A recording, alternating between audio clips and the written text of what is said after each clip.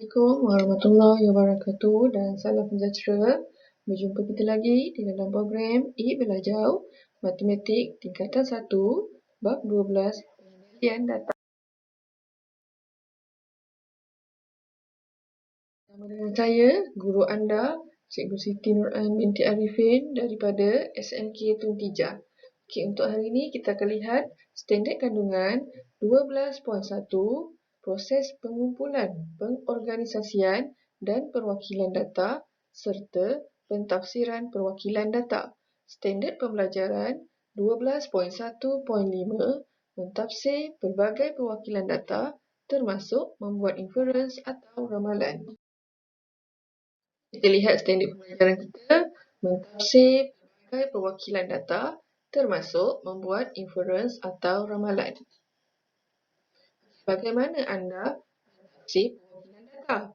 Okay, dengan mentafsir perwakilan data, kita dapat memperoleh maklumat dan seterusnya membuat inference dan ramalan. Okay, mari kita tengok contoh 11. Okay, dia kata graf garis di sebelah menunjukkan jisim sampah.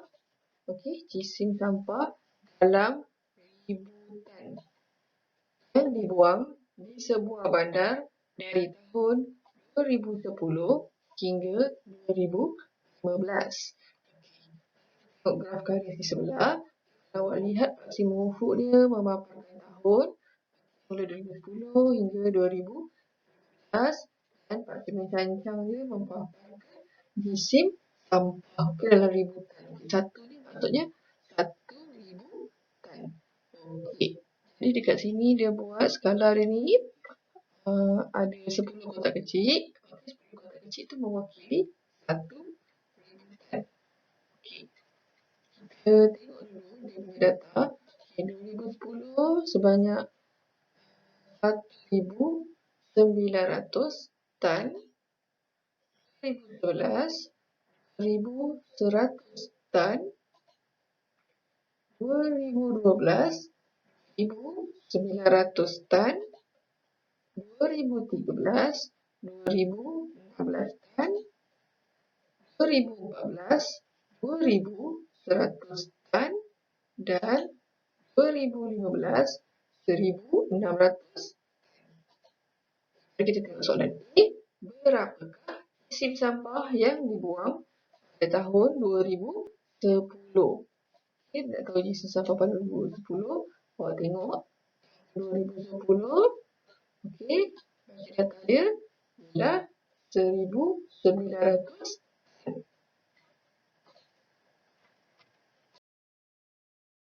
Okay, kita tengok pada soalan yang berikut. Soalan B. Apakah yang boleh anda nyatakan tentang jisim sampah yang dibuang pada tahun 2011 dan tahun 2014? Pada graf garis. Okey, 2011 yang ni. Okey, kemudian yang ini adalah 2014. Tengok. Punya jisim pembuangan sampah ialah sebanyak 2,100 tan. Kadang-kadang 2014 sama 2,100 tan. Jadi kita boleh katakan jisim sampah yang dibuang adalah sama pada tahun 2011 dan 2014. Soalan C, kita mencari min jisim sampah yang dibuang dalam tempoh 6 tahun itu. Okay, min jisim sampah kita boleh kira dia punya okay, maksudnya akan semua jisim sampah yang dibuang dalam tempoh 6 tahun. Okay, 1,900 tambah 2,100 tambah 2,900 tambah 2,900 2,100 tambah 1,600. Kita akan dapat 13,200. Okey, untuk kira min jisim sampah 13,200 tan kita bagikan dengan 6. Kenapa 6? Sebab kita dalam tempoh 6 tahun. Okey, kalau 7 tahun kita bagi 7. Begitu juga yang lain-lainnya lah. Okey. Jadi bila 13,200 bahagi dengan 6, kita akan dapat 2,200. Okey, soalan ni dia minta kita nyatakan satu inference yang boleh dibuat berdasarkan graf garis itu. Okey, pada tahun permulaan iaitu 2010, kalau tengok hingga 2011 dia mencatatkan peningkatan. Okay, begitu juga pada tahun 2011 sehingga 2012. Okay, peningkatan yang agak banyak iaitu sebanyak 800 tan. Okay, walau bagaimanapun, pada tahun 2012, okay, musim pembuangan sampah mula mencatatkan penurunan. Okay, dia semakin menurun sehingga tahun 2015. Okay, jadi kita punya inference, okay, kita boleh katakan isim sampah yang dibuang semakin berkurang setiap tahun selepas tahun 2012. Okay, tengok soalan seterusnya, dia kata berdasarkan trend. Trend graf garis, amalkan isim sampah yang dibuang pada tahun 2016. Okay, tadi kita dah tengok dia punya isim mencatatkan penurunan. Kita nak ramalkan, kita boleh tengok dia punya trend, dia punya pola. Okay, banyak yang turun. Kalau kita tengok 2014 hingga 2015 ni 1,100 turun kepada 1,600. Maksudnya dia berkurang sebanyak 500. Okay, yang ni dia berkurang sebanyak 500. Okay. Kemudian pada 2012, okay, sehingga 2000, daripada 2013 hingga 2014, okay, juga dia berkurang sebanyak 100. Okay, mana saya dapat 500 ni, saya tengok ni 2,600 tolak dengan 2,100. Okay, 500 kan juga dia berkurang. Okay, dari 2012 2013 dia berkurang 300. Okay, maksudnya kurang 300 tan, 500 tan dan juga 500 tan. Okey, jadi untuk 2016, okey, bila kita nak ramalkan, kita nampak ni tahun ni sebanyak 500 tan. Jadi kita boleh tolakkanlah 1,600 ni tolakkan dengan 500. Pengurangan akan jadi konsisten, sama. Jadi 1,600 kita tolakkan dengan 500. Akan dapat 1,100 tan. Kita tengok contoh yang berikutnya iaitu contoh 12. Di makmal kawalan kualiti, jangka hayat kepada jam yang hampir. Okay? Bagi 24 biji sel kering diuji. Data yang diperoleh diwakilkan dengan plot titik seperti yang ditunjukkan dalam gajah di sebelah. Okey, ini ditunjukkan jangka hayat sel kering. Okey, yang dia jangka hayat dia daripada 8 jam hingga 20 jam. Okey, satu titik ni mewakili satu data. Okey, kita tengok contoh soalan yang pertama. Katakan jangka hayat maksimum, okey, dan minimum sel kering yang diuji. Okay, maksimum ni yang paling banyak. Kita tengok kat sini hingga 2. Okey, minimum yang ini 8. Jumlah hayat maksimum sama dengan 20 jam. Jangka hayat minimum. Tengok pada soalan B, nyatakan satu inference yang boleh dibuat berdasarkan data dalam plot. Okey, satu inference. Okey, kita tengok pada data plot ini. Okey, ni banyakkan. Kita boleh nampak kat sini jangka hayat bateri lebih daripada 12 jam. Iaitu ke-13 sehingga 20 jam.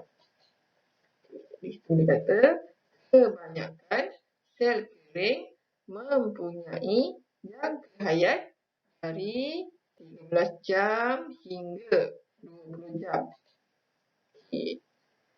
Dan kita tengok lagi soalan yang berikutnya. Makmal kawalan kualiti menetapkan supaya sel kering yang mempunyai jangka hayat kurang daripada 10 jam dianggap cacat dan ditolak. Okey, kurang 10 jam, okey. Cari peratusan sel kering yang ditolak. Okey, dia nak peratusan. Okey, pertama sekali kita akan cari dulu berapa bilangan sel kering yang rosak ni. Yang rosak kata kurang daripada 10 jam. Okey, kalau kurang daripada 10 jam maksudnya tengok yang ini 10. Maksudnya yang ni lah. Yang ni semua kurang daripada 10. Okey, jadi kita boleh dapat ataupun boleh. Bilangan sel kering yang jangka hayat kurang daripada 10 jam sama dengan 3 biji. Kita tengok kat sini lah. Jadi peratusan sel kering yang ditolak 3 dengan 24. 24 ni maksudnya jumlah keseluruhan sel kering. Darab dengan 100. Kita akan dapat 12.5%. Okey, kita tengok pada soalan yang seterusnya. Ketahui 50% daripada sel kering mempunyai jangka hayat sekurang-kurangnya X jam dari nilai X. Maksudnya sekurang-kurangnya dia ada X jam. Dia punya jangka hayat. Cara dia langkah pertama kita tengok dulu 50% daripada sel kering ni berapa. Okay, jadi cara dia 50/100 darab dengan 24. Okey, itu jumlah sel kering.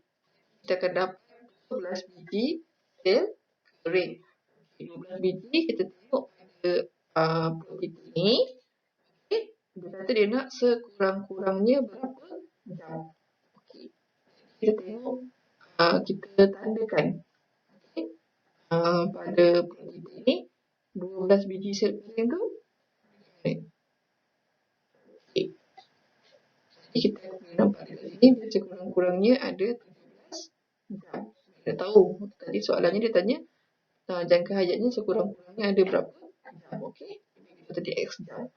Kita boleh katakan daripada titik itu didapati 12 biji sel kering mempunyai jangka hayat sekurang-kurangnya 17 jam.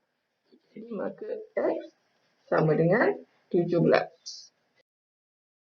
Tengok pada contoh yang seterusnya. Okey, contoh yang seterusnya ialah histogram. Okey, histogram ialah satu perwakilan data yang memaparkan data terkumpul. Okey, data terkumpul ialah data yang dikumpulkan dalam satu selang kelas tertentu. Okey, awak tengok raja di bawah ni, okey, yang ini ialah histogram. Okey, dia menunjukkan data terkumpul berkenaan dengan tinggi murid perempuan. Okey, bahagian paksi mencangcang ni dia menunjukkan kekerapan. Okey, kekerapan ni maksudnya dia punya bilangan. Okey, pada paksi melintang ni dia punya tinggi. Okey, dalam satu selang tertentu. Maksudnya dalam satu bulan yang tertentu. Okey. Kita tengok pada skala kekerapan ni 10 kotak kecil. Okey. 10 kotak kecil mewakili 10. Okey, jadi kita boleh katakan satu kotak kecil ni ialah sebanyak sebanyak 1. Kita tengok 140 hingga 144 ada 6 orang. 145 hingga 149, 13 orang. 150 hingga 154, 18 orang. 155 hingga 159, 10 orang. 160 hingga 164, seramai 3 orang. Kat sini ada bahagian tahukah anda? Maksudnya lebar setiap palang histogram mewakili satu selang kelas tertentu. Okay. Misalnya, selang tinggi 140 hingga 144 merangkumi bulat tinggi 140 hingga 144. Okey, maksudnya yang 6 orang ni dia punya tinggi antara 140 hingga 144. Okey, sama ada 141 ke 140, 142, 143 ataupun 144. Okey, yang ini tinggi palang ni mewakili kekerapan data. Tinggi palang ni. Okey, ni data histogram tidak memaparkan nilai data sebenar, tetapi memaparkan nilai dalam satu selang tertentu. Histogram dapat memaparkan data yang besar kerana data diwakili dalam selang kelas. Okey, kita tengok soalan yang pertama. Cari bilangan murid perempuan yang mempunyai tinggi 155 cm hingga 159 cm. Okey, kita tengok dia nak 155 hingga 159. Okey, yang ni selang kelas yang ini. Ada berapa ramai? Yang tadi kita tengok sini dia ada seramai 10 orang. 10 orang murid perempuan. Kita tengok pada soalan yang seterusnya. Murid perempuan yang mempunyai tinggi 160 cm dan ke atas layak untuk menyertai pasukan bola tampar. Cari bilangan murid perempuan yang layak untuk menyertai pasukan bola tampar itu. Kata tinggi 160 dan ke atas. Okey, yang ni 160 ke atas. Jadi bilangannya ialah seramai 3 orang. 3 orang murid perempuan. Seterusnya, dengan memerhatikan bentuk histogram itu, buat inference tentang taburan tinggi murid perempuan. Okey, jadi tengok dekat sini. Kebanyakan murid perempuan mempunyai tinggi 140 cm hingga 159 cm. Okey, dia bahagian ni. Okey, kita maksud poligon kekerapan. Poligon kekerapan ialah graf.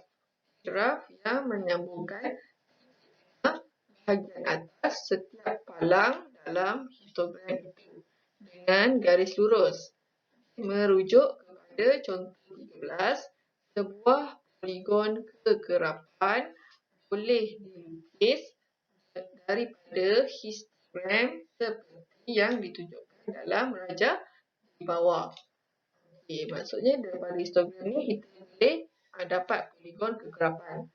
Cara dia, kita tambahkan dulu selang kelas pada selang kelas yang pertama dan pada selang kelas yang terakhir. Kita tambahkan satu lagi selang kelas dengan kekerapannya kosong. Okay, kemudian kita plotkan dia punya titik tengah. Okey, buatkan titik tengah dia pada titik tengah setiap atas palang ni. Kita plotkan, kemudian kita sambungkan setiap titik. Okey, jadi kita akan dapat poligon kekerapan. Okey, ini poligon kekerapan.